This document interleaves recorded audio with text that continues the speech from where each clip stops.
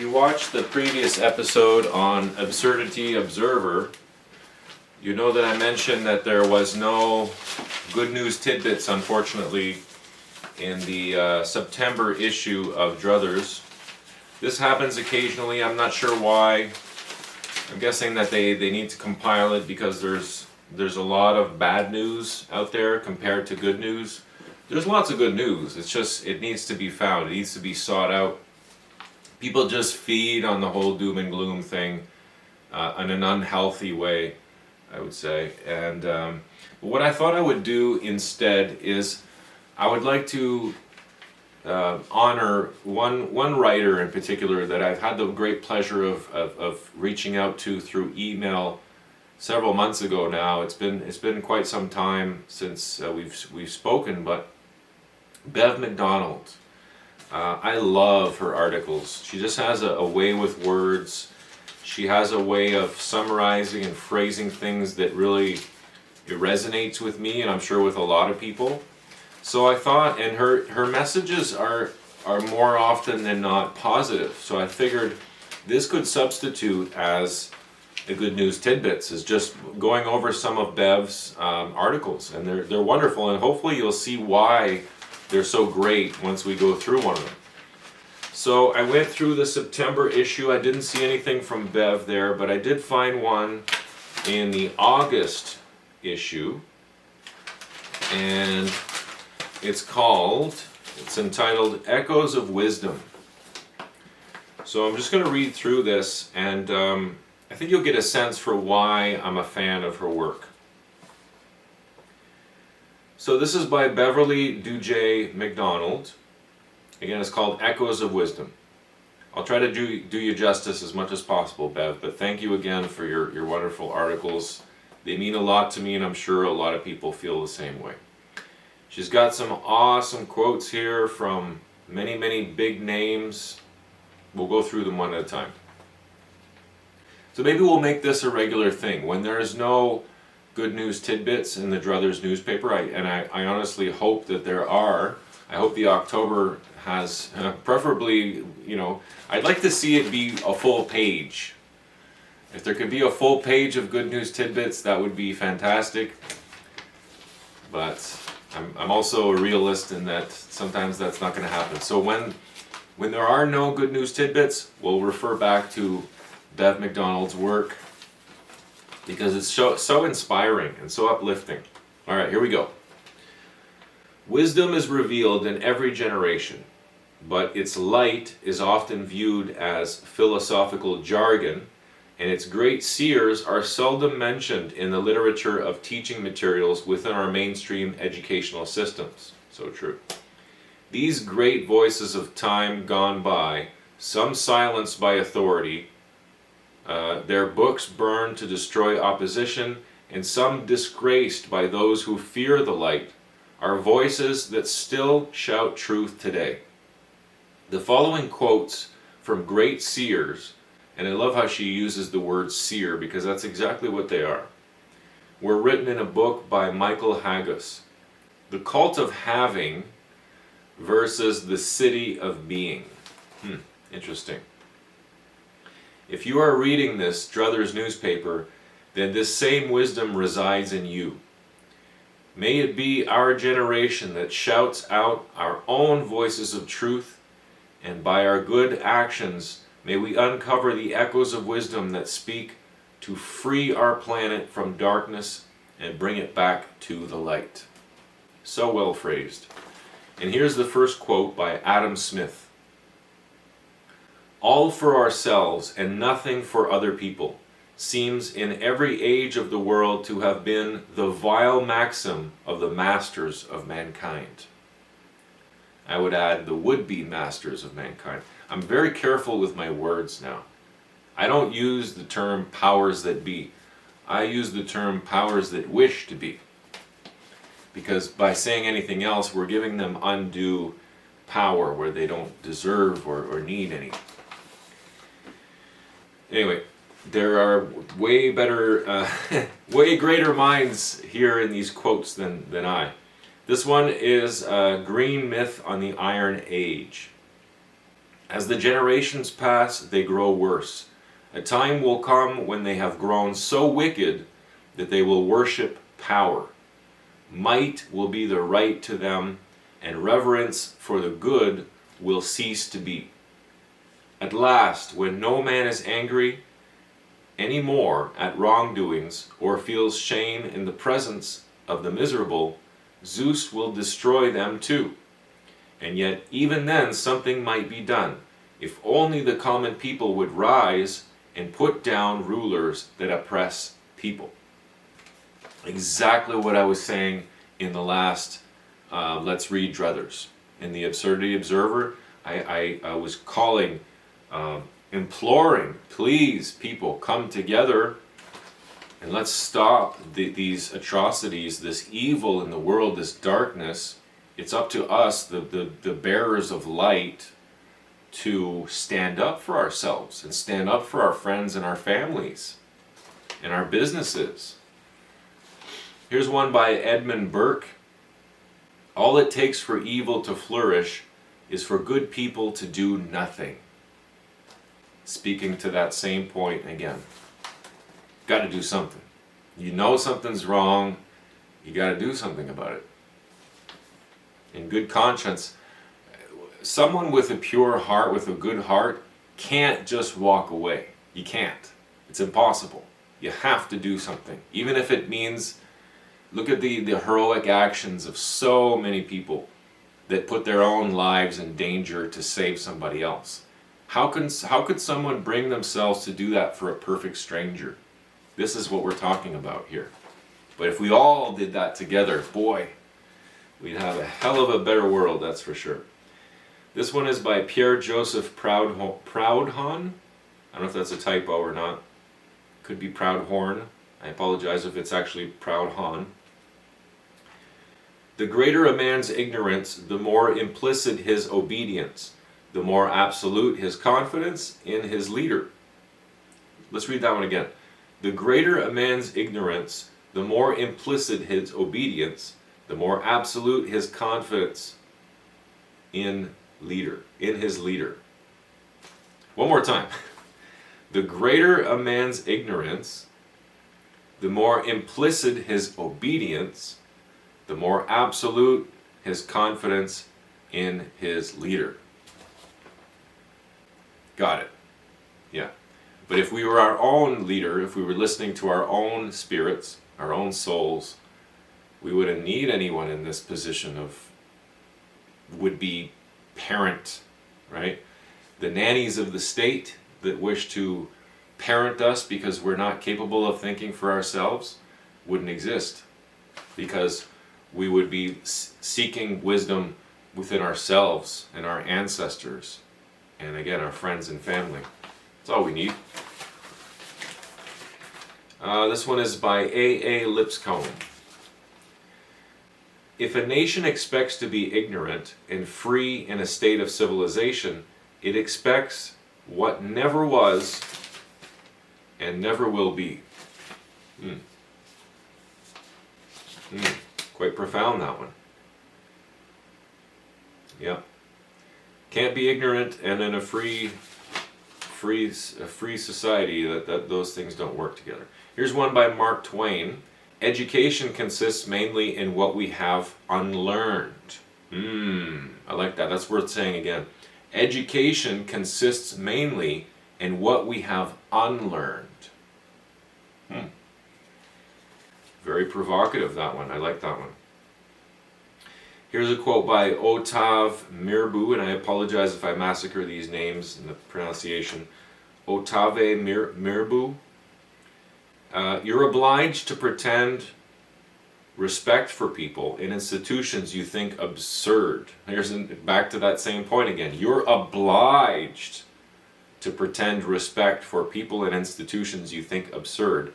You live attached in a cowardly fashion to moral and social conventions you despise, condemn, and know lack all foundation. It is that permanent contradiction between your ideas and desires and all the dead formalities and vain pretenses of your civilization which makes you sad, troubled, and unbalanced. In that intolerable conflict, you lose all joy of life and all feeling of personality, because at every moment they suppress and restrain and check the free play of your powers. That's the poisoned and mortal wound of the civilized world. Wow, right? That's a hell of a quote. Here's one by Bertrand Russell. The more men have been made to live in a fool's paradise, the more they will be horrified and discouraged by the reality.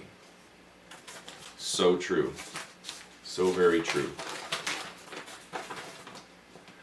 Here's one of my favorite great minds of the 1800s, Frederick Douglass. The whole history of the progress of human liberty shows that all concessions yet made to her august claims have been born of struggle.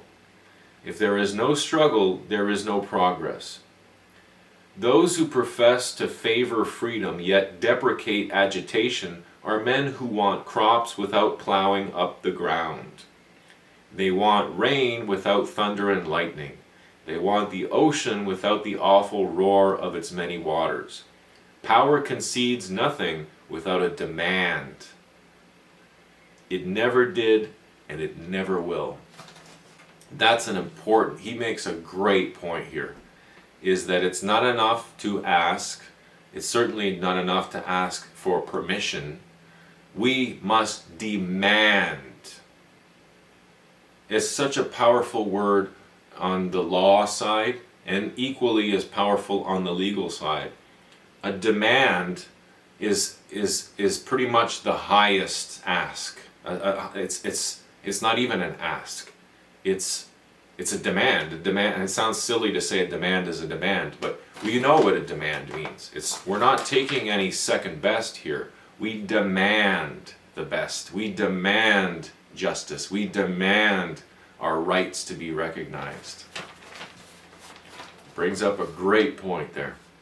And that's a word that I've been using a lot more with respect to dealing with corporations.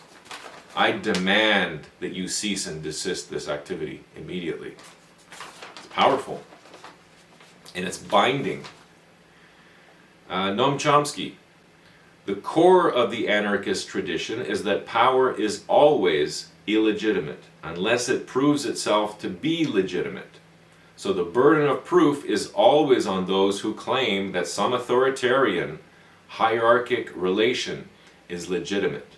If they can't prove it, then it should be dismantled. Well said.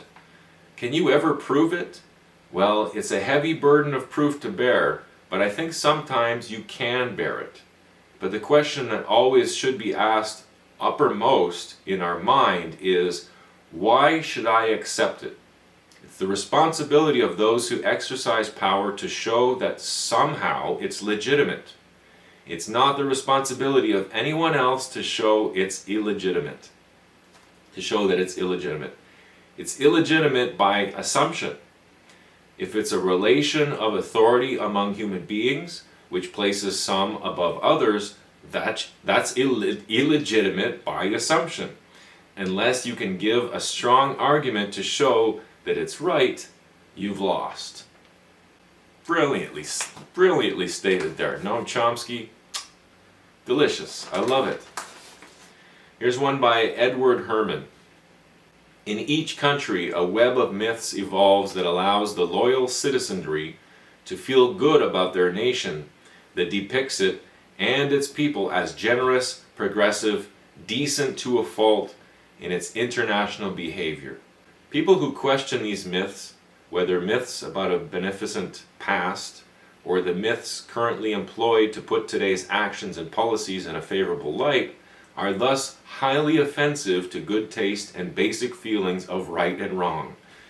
These doubters of myths may even pose a threat to communal integration and policy, which rest on this foundation of myths, and societies therefore usually have methods for containing or squelching critics who raise such questions. It's almost like that's exactly what we're seeing right now in the mainstream media. What do you know? In social media too. We got 3 more quotes here. I love these. There's even a little cartoon which I'll share with you here at the bottom. None are so, this is by Goeth, none are so helplessly enslaved as those who falsely believe they are free. Someone recently brought to my attention the fact that we really are not free. I forget where I saw it. I think it was on a podcast or something. The guy was trying to prove a point. He had bought a piece of land, and I apologize, I don't remember where this is from. But the guy had bought a piece of land and just did an experiment. I think this was in the UK. And he had done some experiment just to see how long could I stay on my land before someone comes and try to intervene and get in my private business. Well, I think he had received a visit from some, township or city, something or other within a month. A month! A month of being on your own land. For whatever reason. Let's say you were camping there. What business is it of anyone else what you're doing on your private land? How could someone get it in their head, unless we have a completely broken system, which we do, how else could someone get it in their head that they're entitled or have some sense of authority to go tell someone what to do or what not to do on their own private property? Boggles the mind. 2 more to go. So we got Eric Fromm here. It's a quote by Eric Fromm. Nationalism and state worship are the symptoms of a regression to incestuous fixation. Ooh, that's nicely said. Only when man succeeds in developing his reason and love further than he has done so far, only when he can build a world based on human solidarity and justice, only when he can feel rooted in the experience of universal brotherliness, will he have found a new human form of rootedness, and will have transformed his world into a truly human home. That is very well said. I love the poetic nature of that quote. It's so well phrased, and it's just a lot of this stuff. It just says what we feel inside. It speaks to what we all sense in our hearts and in our minds of these injustices, and where something just doesn't sit right with us about these policies or this bureaucracy, where it doesn't play into the practical nature of life and how ideas should take a back seat to just the actual struggles, the actual physical, mental, psychological, spiritual struggles that we deal with daily in our world. And we're in one of the good places, good being a relative term, but we're in one of these places, these countries, and I use that term lightly as well, where we consider ourselves free, right? But as one of the last quotes said, are we ever truly free? If we can't be on our own property for a month without being bothered by some order follower, how free can we possibly be? Can you just walk in one direction and circumnavigate the globe? I mean, obviously there's some physical restrictions there. Going through the Antarctic and the Arctic would be pretty treacherous. But let's say you went west or east or south, right? Let's say I start walking south from here. How far can I get before someone says, "Nope, stop, you can't go any further"? In a true free nation, in a true world that prides itself on its liberties, that wouldn't exist. There would not be some invisible border where someone's saying, "Nope, you can't come across unless you pay a toll, unless you do X, Y, Z." You can't. You can't restrict anyone from traveling for whatever reason, whether it's for business, to attend a religious ceremony. We've tolerated too much at this point. We've accepted and we've tolerated too much evil in the world and now it's running amok, right? It's like when you have a spoiled, bratty child that's just allowed to run amok. You have to deal with the mess after, not them, right? These brats that are politicians are running amok, and we're letting them. But guess who's going to clean up the mess after? It's not them, it's us. We're going to be the ones to pay for it, not them. They're not held accountable for anything they do. They don't have 100% liability like men and women do. So we're going to have to live in that environment after, that they screwed up, that they tainted, that they destroyed, That's in the process right now with these wildfires, with this climate change agenda, with the zero carbon. All of this stuff is not being done. It's being done in the guise of helping, of addressing some problem, but with a hidden agenda that only benefits the few and not us. We're not the few. All right, last quote, and it's by Plato. We can easily forgive a child who is afraid of the dark. The real tragedy of life is when adults are afraid of the light. Well said, Plato. Something from 2000, I don't even know, thousands of years ago, still applicable to today. There was some quote that I saw, and I'm going to massacre this, I'll paraphrase, but it was something like, I'd heard this on the radio or something years and years ago, but it was a quote from a Greek philosopher. I'm not sure which one, I forget which one, I don't want to misquote this, but they were basically complaining about the state of their government and authoritarianism and taxes and all these things. And the host was basically saying, like, when do you think that this quote was from? Like, they didn't say who it was or when it came from. It ended up being a quote from like thousands of years, like 2,000 or 3,000 years ago, like BC, and it's still just as applicable now. We're still dealing with the same shit as they were dealing with in ancient Greece or wherever it was. Not a lot has changed in that regard, unfortunately. I read a lot of Taoist texts. The Tao Te Ching, Shuang Tzu book is probably my favorite one. But a lot of the stuff that he talks about is exactly the same stuff that we're dealing with today. And I can only assume that that's because we've allowed ourselves to be entrapped in these systems of slavery. That's really what they are. We're voluntarily submitting ourselves to bondage. Not all of us, but most of us, either wittingly or unwittingly. So that's enough, I think, for today. It's already a long enough video, and that was just one of her many fantastic articles. But we'll do this from now on. I love this idea of when there's no good news tidbits, we're going to go read one of Bev McDonald's articles, because hopefully you found that uplifting and how it resonates, right? The stuff that she found, these quotes, the reason they're so punchy is because they just resonate as if they were written yesterday. So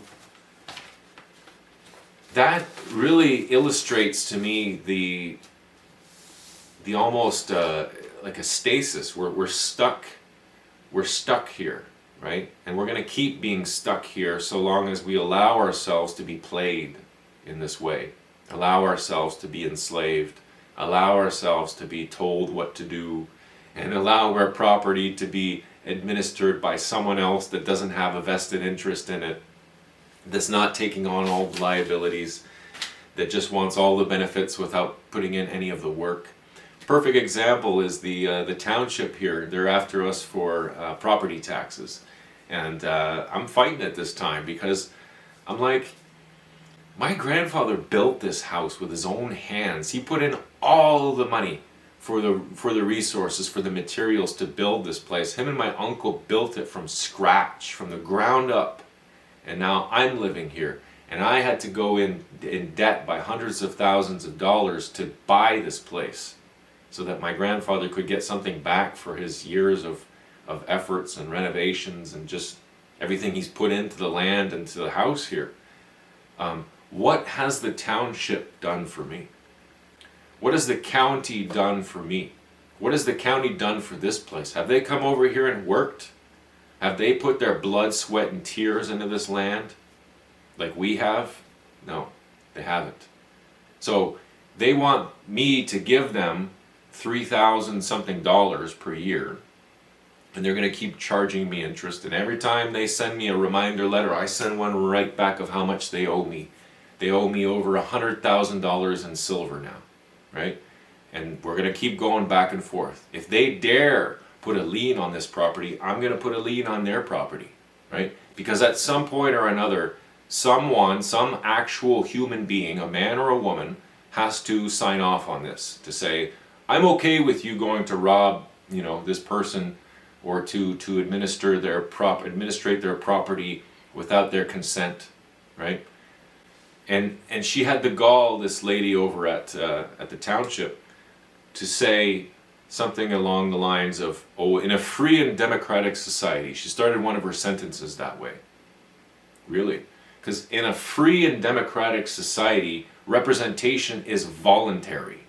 So you can't tell me what to do with my own property. And you certainly can't charge me tax, or tribute is what it is, to scare the money out of my pocket and into your bank account. No.